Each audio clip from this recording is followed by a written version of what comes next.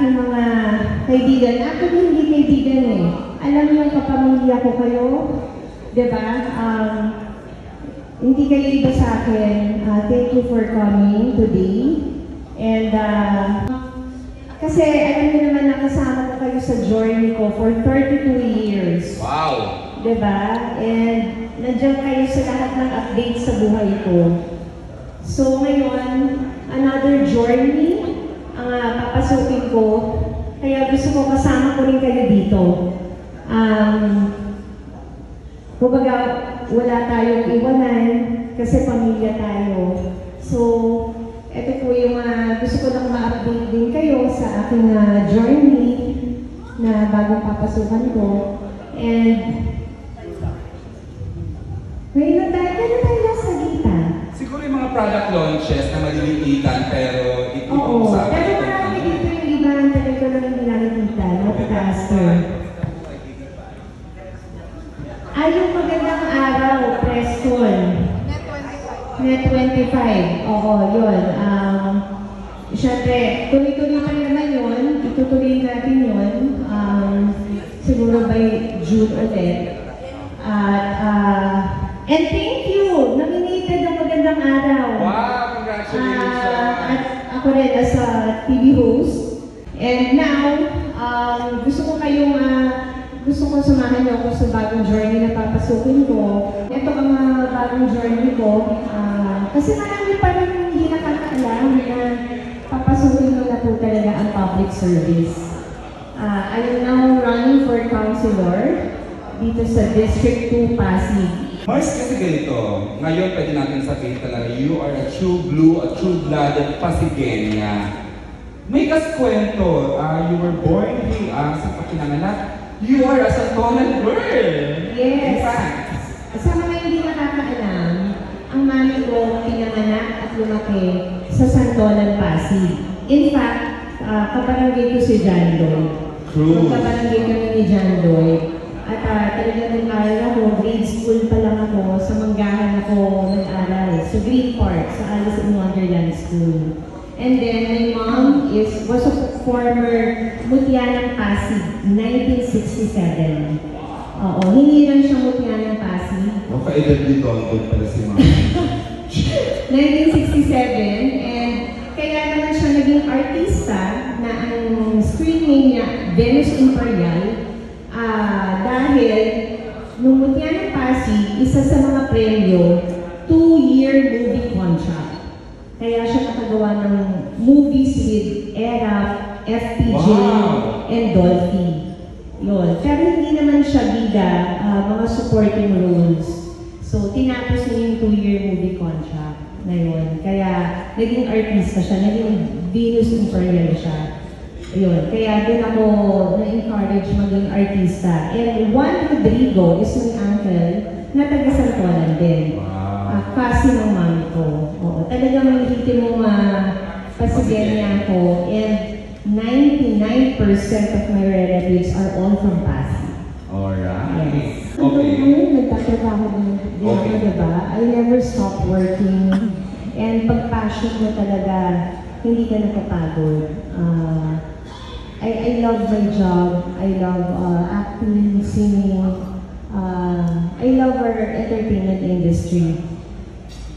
Siguro it so happen na, alam mo yung destiny, yung tinatawag natin destiny. Pag destiny mo, walang makakapigil sa'yo. And ako kasi bawat galaw ko, I ask for a sign. Alam naman natin sa showbiz industry, magulo na rin. Pero nasanay na tayo, pero kahit magulo, at the end of the day, pamilya tayo eh. So, ganun din sa public service. Yeah, I think ito na yung calling ko. Papasukan yung public service. Hindi ko nadadayan yung edad ko. I'm already 45. Wow. So, minus 10. Minus 10. I'm already 45 and I want to help more people para mas lalong maraming matulungan. And yun nga, lagi tayo nag-volunteer and sumasali, cooperate sa mga foundations. 3 months. 3 months akong nagdasal kung itutuloy ko. Kasi lumabas na yung sign. Aside sa sign, I prayed for it non-stop. Kasi syempre, may pamilya din tayo. Alam natin na politics is magulo. But I think if you have a pure heart, really to help, alam niyo, gusto ko kasi magpabago ng buhay. Marami na akong nakitaan, and hindi lang sa mga nakakasalamuha ko. Even sa showbiz industry, sa atin, merong mga artista, merong mga kapwa press na nahihirapan. Ang bigat tas hindi mo matulungan, ang bigat sa loob pag hindi mo natutulungan. So, I think pag pinasok mo na yung public service, parang mas magkakaroon ka ng lalo ng authority at saka power to help people. Kasi ang ginagawa ko before, pag hindi ko kaya, di ba nagbebenta ako ng mga gamit ko, pangtulong, and yung, syempre may mga personal needs tayo, tapos may mga foundation na susulatan ka or mga politicians para makahingi ka ng tulong para dito sa taong tutulungan mo. Minsan hindi ka nababalikan agad. Ay, nagawa mo yun, Mars? Yes. Sulat? Oo, susulat ako para, kasi hindi ko naman kayang matulungan lahat. So, I also went to PCSO para matulungan tong tao na to. Yung hinihingi kong tulong, hindi para sa akin para sa ibang tao. So, parang naisip ko, finashback ko lahat ng mga, ba't hindi na lang ako tumakbo para mas lalong maraming tulungan. And mas may konsehal siya, may influence, kahit paano, baka mas pansinin ka. Kahit kasi syempre pag artista, hindi masyado. Oo, papansinin ka, pero pag nasa public service, merong mga law kasi, di ba, merong mga program, may mga ganon na para sa mga politicians. So, I think I can help more people. Oo.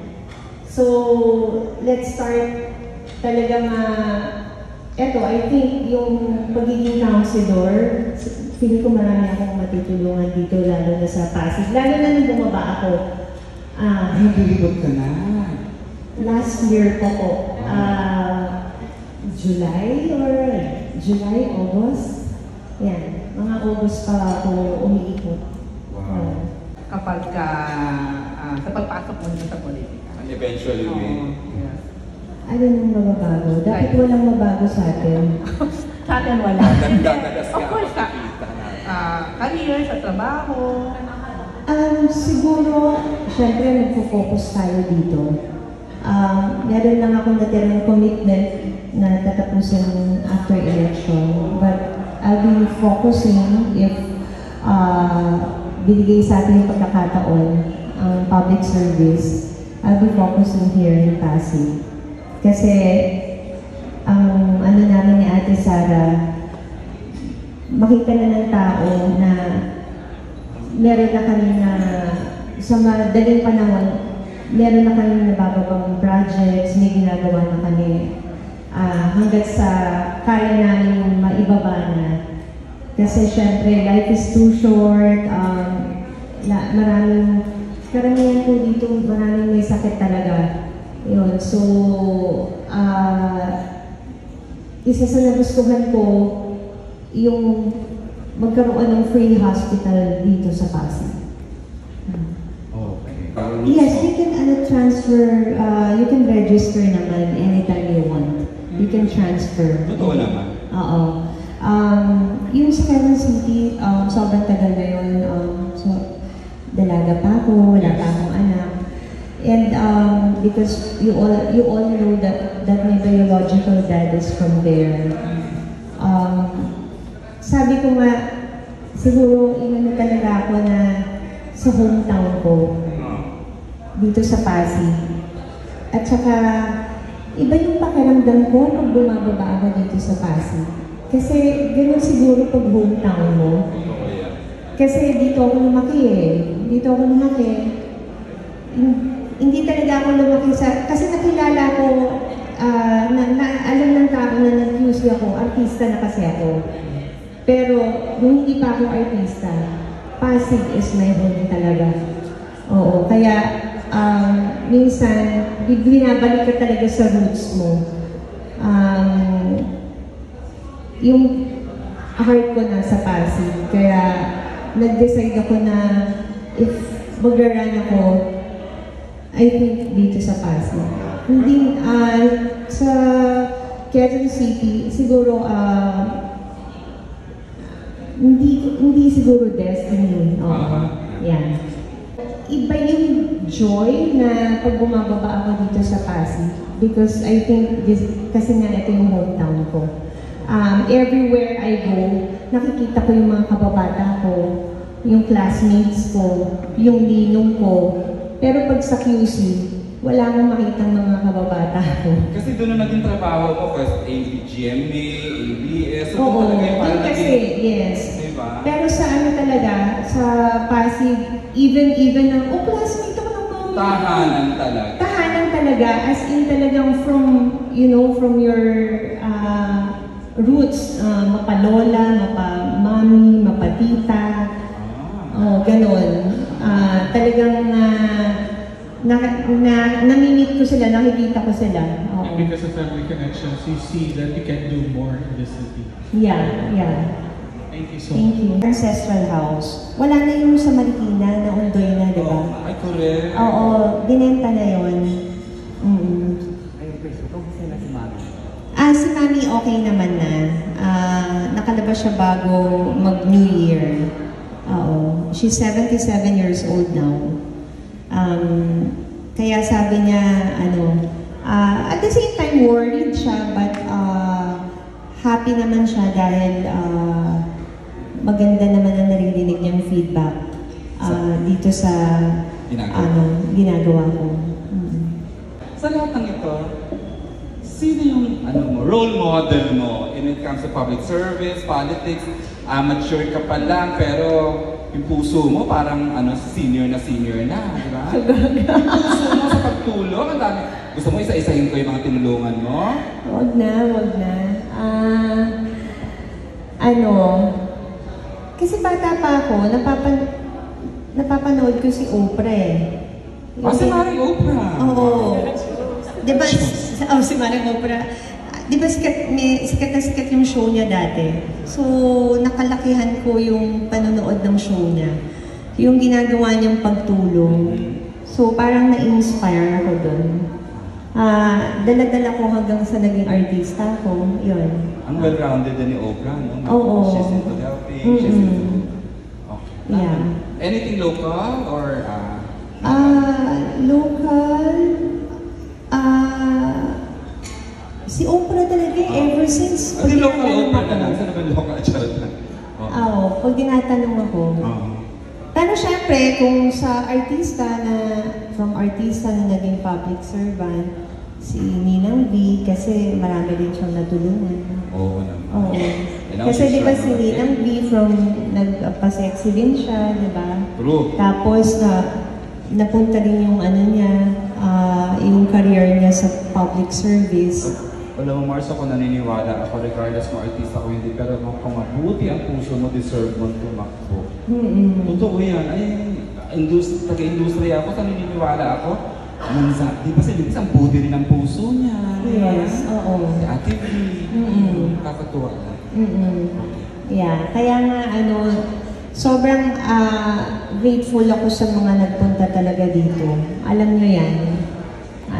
Love ko kayo. Get together natin to and para magpa-thank you sa inyo dahil sinamahan niyo ako for 32 years. Wow. Sana samahan niyo kami dito sa journey na bago kong papasukin. Santolan, Manggahan, Rosario, Pinagbuhatan, Very San Miguel, productive. De La Paz, Santa Lucia, May Bunga.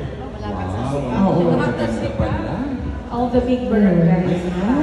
Lahat ng ang registered voters ng District 2 is 286,000. Yes, ang Pasig has 30 barangays, all in all. So, 22 barangays in District 1, including the Barangay Ugo, yung mga capital commons. Ilang districts ang Pasig? District 2. Etong way na to, kahit councilor ako, kahit hindi party list, itutuloy ko yung kung ano man yung pwedeng matulong ko sa media para sa mga press. Pag-usapan po natin yan kung paano. Baka ito po yung way, yung pagtakbo ko dito sa Pasig.